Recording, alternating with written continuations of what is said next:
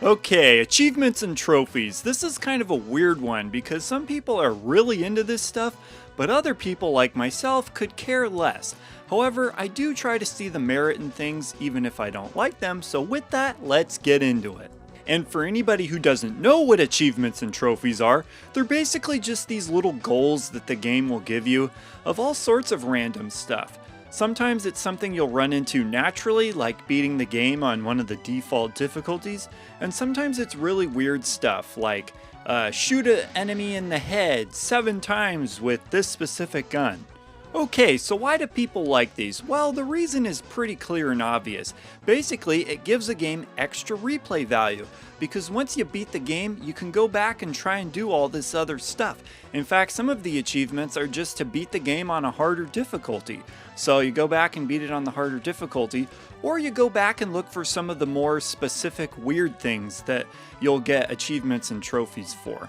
And sometimes you will run into some of these things just by pure luck or chance. In fact, that's the only way I ever get them, because as I said, I'm not seeking these things out, so the only way I'm going to run into them is randomly without trying. Quick little story for you. I was playing Devil May Cry 5 once, and I was just playing the game, and I found this random little alleyway. So I'm like, okay, I'll go down this alleyway, see what I can find. Maybe, I'll get some good items or whatever. So I go down into the alley, and I find this like weird room thing. And I go, and I get, whatever it was that I got from it, I can't remember now. And the game gave me some random trophy. And you know what? It was kind of oddly satisfying to get that trophy, even though I don't seek them out. So with that said, I can definitely see what the appeal would be for some of these people who want to go back in and hunt for these things. Because it's, we like to be rewarded, we like to feel like we achieved something, and yeah, I get it.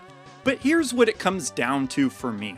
Just beating a game in itself is usually satisfying enough for me without trying to do all the extra stuff. That being said, there are certain games that I love and I'll want to go back and beat them again, but that's all I do. I just want to beat them again. I don't necessarily want to hunt down for all this extra stuff. Something else that I should point out is that a lot of modern games have a bunch of extra stuff for you to achieve already built into the game without the trophies and achievements.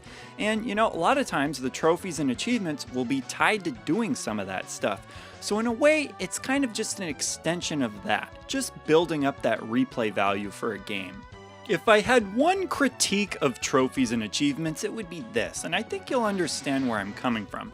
Some games that, maybe they think they won't sell as well or people won't like them or whatever, will actually make the Platinum Trophy, which is the trophy that you get once you've collected all the other trophies, will make it easy to get so that people will buy the game just because they can go, hey, I can get a Platinum Trophy from that.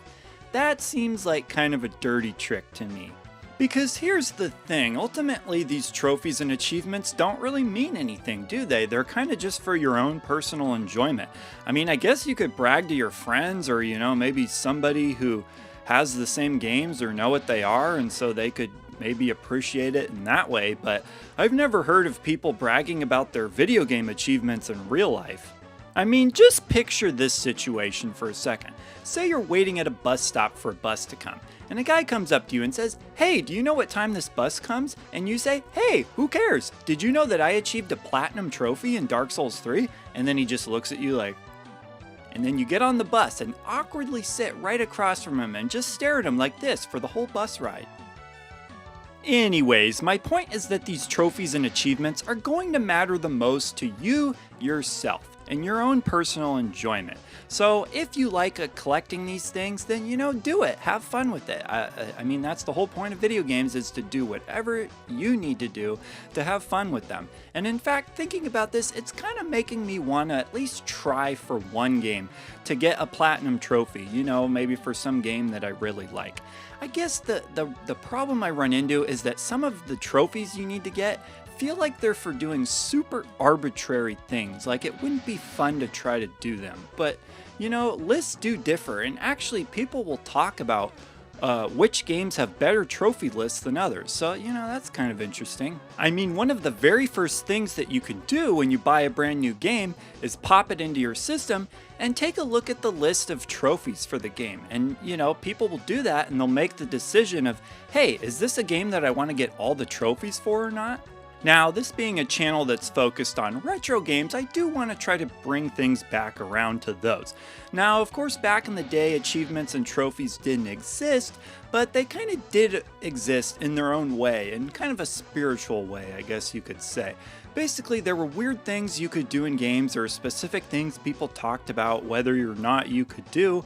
And, it was kind of like, I don't know if I'd say bragging rights, but, something cool that you could do.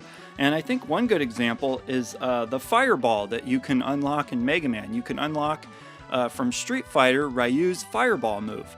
And I think it was the Armadillo stage. It's the one where you're on the minecart that had spikes. And there was something very specific you did in that stage in order to unlock the fireball. And then the fireball was cool because it could one-hit most enemies, including some bosses, I'm pretty sure. But anyways, and another good example is actually unlocking all the characters in the original Super Smash Bros. Because back when this game was around, there were only 4 extra characters you can unlock, and you did really weird things to unlock each of them. And so that was kind of something people would talk about, like, oh, have you unlocked this character or that character? So I feel like the achievements and trophies we see nowadays are kind of an evolution of that sort of thing. And sure, some of them are more like obscure, kind of goofy things that are just sort of thrown in, just to have extra content. But if people enjoy them, then I'm all for them. And I guess the biggest difference between achievements back then and achievements now is that back then you would usually get something kind of cool as like a reward. Whereas now, you don't get anything. All you get is the trophy. Although I suppose just seeing that shiny little trophy or achievement thing pop up is, satisfaction in itself. Alright, so that about does it, but of course I would like to hear what all of you think of achievements and trophies. Are you like me, where you don't care at all, or are you really into them, or maybe perhaps somewhere in between? If you are into them, I would be curious to hear what specific game you thought had a really good trophy list, or list of achievements. I'd be interested to hear that. Alright, so go ahead, leave those comments down below, and I will see ya in the next video.